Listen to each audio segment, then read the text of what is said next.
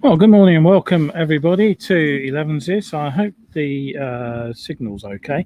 I was a bit stuttery on the music there. It's a lovely morning here in Pembrokeshire. I'm sitting outside the cottage we're staying at, and we're in the deepest Welsh countryside for a couple of days. So you've got an Elevenses special coming to you from Wales this morning. So don't forget, if you've got any questions, any comments you want to ask, do drop me a line. I'm not quite sure why I've got Cornering with Confidence up this morning. I've probably forgot to turn that back to Elevenses, but anyway, never mind. I'll not worry about that this morning. So, all right, yes, where are we today then? We've got some news for you. It'll be a fairly quick show this morning because I want to go out riding because it's such a lovely morning. So what have we got for you? Well, intelligent speed adaptation. Is it coming to motorcycles? The answer to that is not for the moment. A way of tracking down the motorcycle, which uses the Apple Airtag. I'll talk about a guy who got his bike recovered that way. Some dubious advice from RoSPA, suggesting that you drink caffeine and then you sleep. Doesn't seem to work for me. You can win an Oni demon tattooed Indian. I was going to put a photograph of that up, but I seem to have lost it. And if you want a classic Japanese motorcycle, you can buy one from M&P if you've got a fat wallet. And we'll look at today's piece of better biking advice. I've got a bit of video that I actually shot yesterday on the bike and cover talking about hairpin bends. So settle yourself down for the next 25 minutes or so, and we'll take you through the news, views, and some better biking tips. Now, a question that came up recently was, is intelligent speed adaptation coming to motorcycles?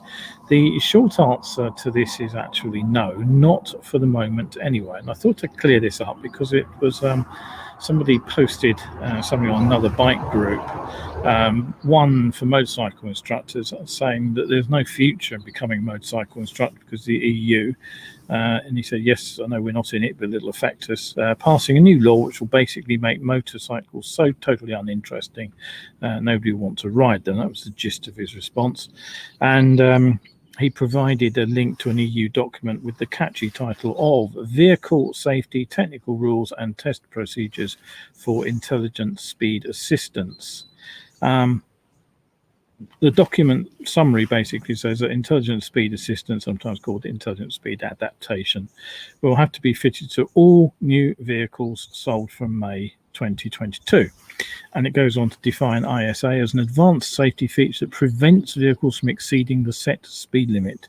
And the claim is that this will help reduce collisions on Europe's roads. The initiative sets out the requirements and test procedures for approving vehicles fitted with ISA.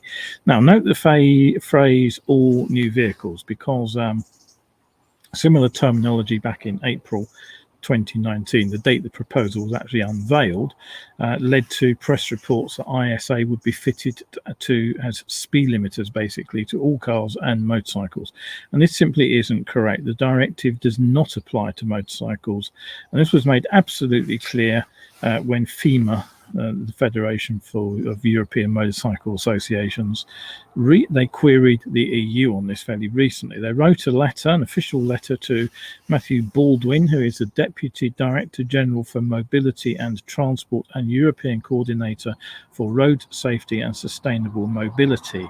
I wonder how often he actually announces his full job title. Anyway, they basically voiced concerns about the possibility of ISA on motorcycles, and the letter says, we made the point that no technological developments regarding a possible improvement of road safety should be implemented without proper consultation of motorcyclists. It sounds a bit of a traffic jam out there just now. I think that's about the only car that's been passed this morning. We stress the fact that certainly a measure like ISA should not be implemented without first clearly establishing the need for its introduction on motorcycles. And they asked the European Commission to confirm that the new regulations do not affect motorcycles.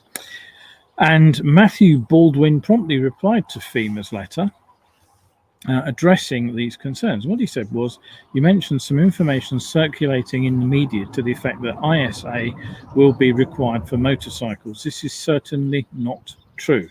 As you're aware, motorcycles are not within the scope of the General Safety Regulation and the Pedestrian Safety Regulation. And in his letter, Matthew Baldwin also states, even if the Commission were eventually to make a proposal making ISA systems mandatory for motorcycles, this would require an impact assessment and cost benefit analysis, and the evaluation will take into account the specificities and needs of these vehicles and the paramount need for the safety of the riders. And he concludes, I can assure you that there are currently no plans to amend the applicable technical requirements for type approval to motorcycles, and goes on to give you a regulation number. So basically he says that they can't, it could happen at some point in the future, but right now there are no plans. And if you want to have a read for yourself on this one, there is a PDF link which you can head over to. I'm just going to pop that up on screen. There we go. You should see that in the comments now. So if you've been reading these scare stories about the ISA, you can put them to bed for the moment. It doesn't mean that it won't happen eventually at some point, but it's certainly not going to be 2022. And it's also worth pointing out that as currently designed and defined, the intelligent speed adaptation assistance is designed to be overridable. So the intent is not for it to act as an ultimate speed limiter, but for a system that will actually make drivers aware when they're over the limit. And that definition is straight from the EU's own parliament. Right, so who have we got looking in this morning? We have Clive, we have Paul, and we have Jeff. Yes, Jeff says, get out on your bike. Certainly will do, Jeff. It's a lovely morning here, and I'm looking forward to going for a ride in a minute. Now, moving on to the next story, you know that I've mentioned trackers quite a few times on the show recently. I do feel that the motorcycle industry doesn't do enough about theft, leaves it down to riders to prevent theft, or if they're lucky to use a tracker which may get the bike back, they may find it themselves. That happens sometimes, or sometimes the police actually do track motorcycles down via trackers. So the interesting story that popped up on my timeline just a day or three back was about a US rider who actually managed to use an Apple Airtag to get his bike back. Now, these are actually sold as inexpensive devices. The idea is that they're to keep track of personal items, keys, handbags, collar of your dog, for example. But a Washington man appears to have used an Airtag to track his own motorcycle. Now, it seems that he had a number of motorcycles stolen previously. So when Apple announced the Airtag along with the Apple iPhone 12 models, he bought one and basically stuck it on his bike. And a couple of days later, it seems the chap, whose name is Brandon, had left his motorcycle in a parking lot, but when he returned, the bike had gone. He duly opened the Find My app on his iPhone, and he found the motorcycle was located only a few blocks away from the parking lot where he'd left it. So he alerted the police, gave them a statement, what was happening, and went over and collected his bike and took it home. So now, how do these work? Well, they send out a Bluetooth signal, and if you are within close proximity to your own phone, the Bluetooth signal will simply go straight to your own phone. So like any Bluetooth device, it has a fairly short range, but it does mean that if you put your bag down in a sort of one part of the house, and you're likely to be able to find it with your Airtag. Now, obviously, that's not a great deal of use for your motorcycle, but the clever bit is that when the device is out of range of your own phone, it uses a network of other iPhones via the iCloud to track your device. So all this data is anonymous, it's all encrypted, it's all protective of privacy. But what it means is, as long as there's another Apple phone running the software somewhere near your machine in the general vicinity, the AirTag will actually transmit the location of the device through the cloud and back to your phone. And so this works, apparently precision finding anyway, works with iPhone 11 and iPhone 12. I don't know how it works with earlier iPhones. And though buying into the iPhone ecosystem is not the cheapest way of getting a mobile phone, the tag is just £29 for one, or you can buy 4 for 99 quid. Now, compare that and contrast that with the price of most trackers and the cost of a network, a monitoring network to track your bike for you. You know, if you've got 3 or 4 bikes, it could all get very expensive. I'm not saying that one of these systems will guarantee you'll get your bike back, but at least it does give you a shot at it. So I'm quite impressed with that as an idea. Right, don't forget you're watching Survival Skills here, Kevin Williams, and it's the Elevenses show. It's Wednesday. No, it's not. It's Sunday, the 5th of September. I haven't a clue what day of the week it is, have I? And if you want to set a reminder, these shows do go out on Wednesdays and Sundays at 11 o'clock. You can catch up with the show here on Facebook later, or you can head over to my YouTube channel and you can get the show over there as well. Although I won't put today's up till after I get back from our day out. So there you are. You can see all the old shows over on YouTube, or you can catch them up here on Facebook. A bit more difficult to find them here. Right. So, okay.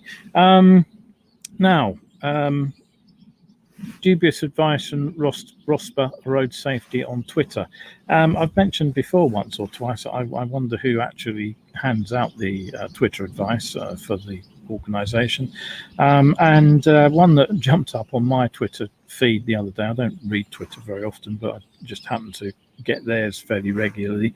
And the tweet says quite correctly that motorist fatigue contributes to thousands of collisions each year. So it gives you the good advice to get a good night's sleep before a journey and never to drive when tired. And that if you do get tired, then you should stop in a safe place, which all makes perfect sense. However, this doesn't. Have 2 caffeinated drinks and a short nap. In that order, think about it. Now, last time out, I talked about a collaboration between the clothing manufacturer Belstaff and the bike builder Royal Enfield to create what they were referring to as a capsule collection. If you remember, I had to go and look that up on the internet to find out what it was, and it's a fashion clothing term, and it means a small number of garments that all work together, so you can sort of mix and match within your collection, and that's why it's called a capsule collection. And it turns out that that's a sort of 1940s term originally. But if that's not enough for you, you can get something even more dire. You can, Indian motorcycles have revealed that the second of 3 tattooed Indian chief bikes will appear at a VIP event in London in the spring of 2022. There are 3 bikes, and the second bike is apparently designed by a Japanese artist called Shige, and it will join 2 others by 2 other tattoo artists called Mayonnaise and Carlos Torres, and the 4th bike will be chosen from 40 designs from other tattoo artists. And the winner of this competition, because that's what it is, it's a competition, and will get an all expenses paid trip to the UK. So that's a big bonus if you happen to be in the UK already, for a 2-day tattoo session worth £5,000. And over this period of 3 months, basically, Indian Motorcycles is revealing these 3 paint jobs. The first was from the New Zealand artist, Mayonnaise. The second I've just mentioned is by the Japanese artist Shige, and the third will be revealed next month. So basically, you can enter this competition to win your dream tattoo, and the design on the bike, which I meant to have a picture of but failed to find it this morning, is designed to look like falling cherry blossoms, but with a demon picked out in it, the Oni demon. And Shige says this about his design: I picked the Oni demon with a storm of falling cherry blossoms. My understanding of tattooing is different from what the majority thinks, who understand it mainly as decoration. The reason for the placement of an Oni demon tattooed on the belly means you have Oni demon in the center of body and heart, and this translates to the motorcycle fuel tank. So that's it. Make that your center if you want to. For me, I'll pass. Thank you very much. M&P, who have been supplying bike parts for as long as I can remember, branched out into motorcycle sales some years ago, and they seem to see a new market for Japanese classics. Now, I'm always a little bit dubious about people that sell Japanese classics, because they always seem to be a bit overvalued, and this one seems to be no different to that. Have a look at this. This is a Honda CB550F. Japanese classic? Well, I don't know. My brother had one back in the late 70s. I had a CB404 at the time, and I'm still convinced that he actually bought it to have a bigger bike than me. Side by side with the 400, the 550 was a bit quicker, it's true, but to say it was all handling is a bit of an understatement. I remember trying to go straight ahead at a roundabout, so nothing very complicated, basically left, right, and left again. Something 3 steering inputs, one after the other. Something that would have been absolutely no problem on my 404. It just flipped through there nicely. The 550 nearly wobbled itself into the undergrowth. It just went into a vicious weave. Not the best handling machine of all time. Desirable? Well, I don't know. It wasn't one of the classics, that's for sure. Back in 79, my 404 set me back just over £800. If I remember right, the 550 was about £100. It's more expensive. So have yourself a guess. How much do you think M&P are asking for this example, which appears to have been fitted with the 4 pipes from a CB500, incidentally, so it's not even original. Well, the answer is £5,450. Did you get anywhere near close with your guess? I'd be surprised if you did so.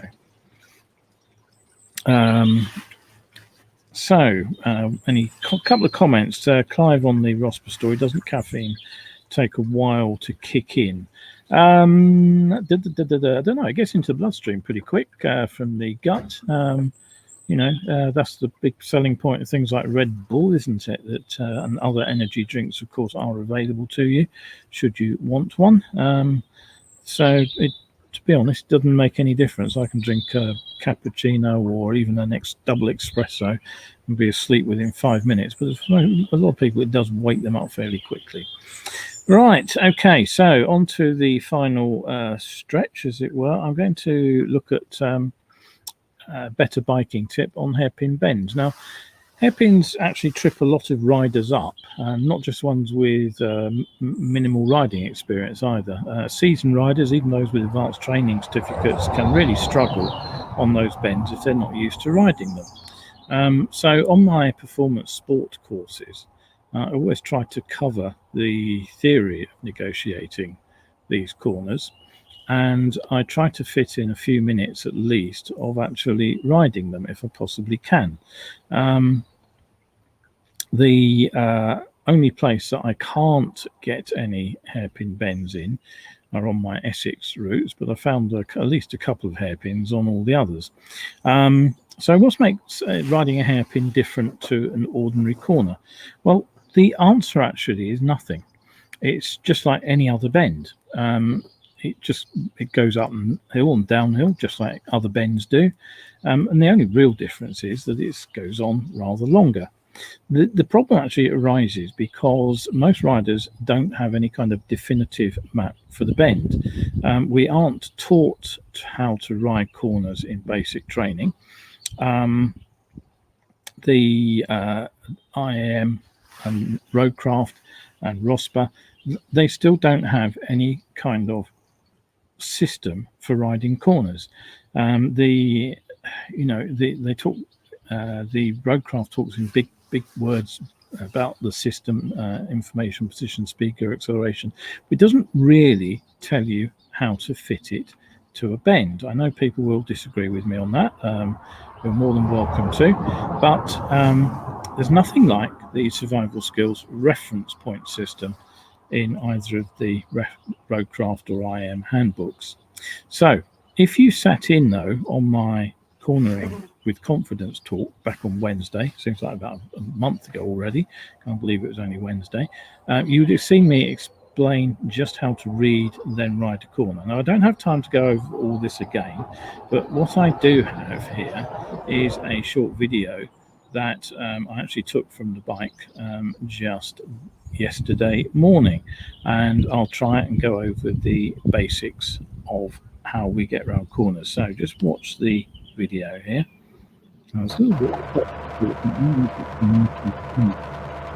now we're approaching the corner here, and we don't want to overshoot it. It leads us straight into the second of the two hairpins. And here it comes. We're inside the corner because it makes it more awkward, and we're right across to the inside there to avoid the oncoming car. Now let's have a quick look at the diagram here. Let's put that on pause for a moment.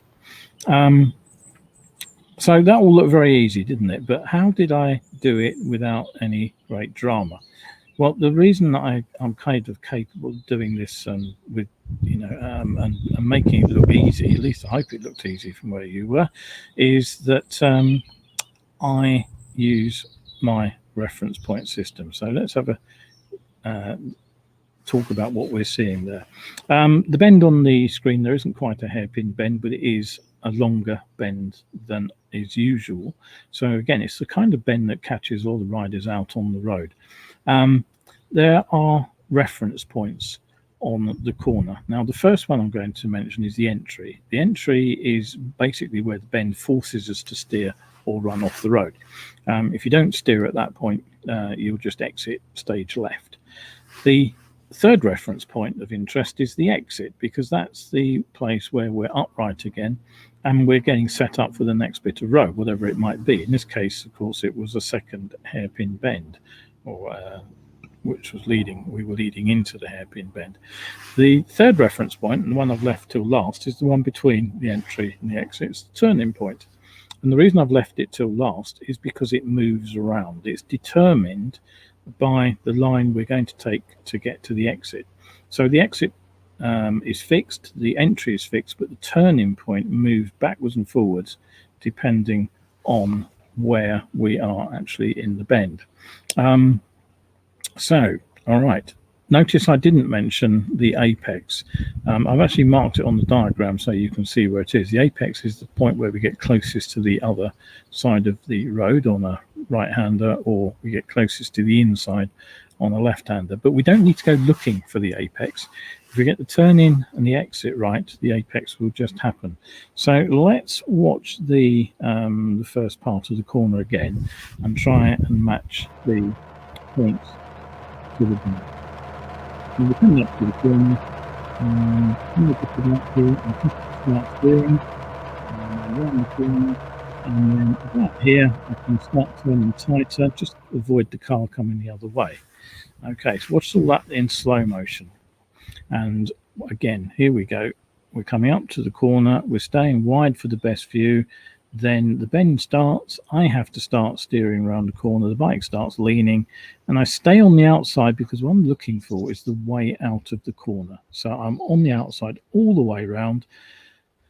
The line starts to straighten up, but I don't want to cut in too soon. I want to give the car coming the other way a bit of space first of all. As soon as I'm clear of the other car, then I set myself up for the next corner. I get over to the center line. There's the car gone by, so I get over to the center line, get myself set up. Oh, we seem to have frozen. What's going on there? Oh, there we go. So here we go, into the corner. And the key is staying out wide. Look how long I stay out wide. But when I decide to cut across, I turn the bike tighter. So the apex is way around the corner, and I exit actually on the inside line. So I've apexed the bend about there, and I just stay on the inside because there's a car coming the other way. And that is how you ride a hairpin bend. It's all about understanding those reference points. Once you've got those reference points fixed in your head, it all becomes so much easier. And I think it's just going to watch that one more time at normal speed. And there we go. So watch for the various points, turning, right in the corner after cleared the corner. Again, eventually where I must steer, turning point quite late, apex really late in the corner, and the exit right on the inside the turn away from an oncoming car. Right, okay, so that is the end of our quickie show this morning. So I hope you enjoyed that. Don't forget, through September, I'll be back on Wednesday. I'm still able to run evening riding assessments as we can get them finished by dusk. So if you want your riding checked over, give me a call. Science of Being Seen is an in-depth look at the Sorry Mate I Didn't See You SMIDSY collision. And I'm going to be running the full presentation again, 45 minutes or so, updated with the latest research. It'll explain why drivers don't see motorcycles, why our high-vis clothing and day riding lights aren't as effective as we might have thought they would be, and how we can be proactive to avoid being caught out by by SMIDSY collisions. So that's Science of Being Seen. That is going out live on Wednesday, the 6th of October at 8 p.m. A £5 gets you a ticket for that. You can sign up through the link here. I think I put the wrong link actually in the heading for this show, so I will get that corrected. So that's the correct link if you do want to come along. I've still got some tickets left for that particular show. It'd be great to see you. So that's first Wednesday in October at 8 o'clock for Science of Being Seen. So thanks everybody for tuning in. Stay safe out there. Enjoy your weekend of riding. I'm certainly going to enjoy my day out today. Okay, so take it easy.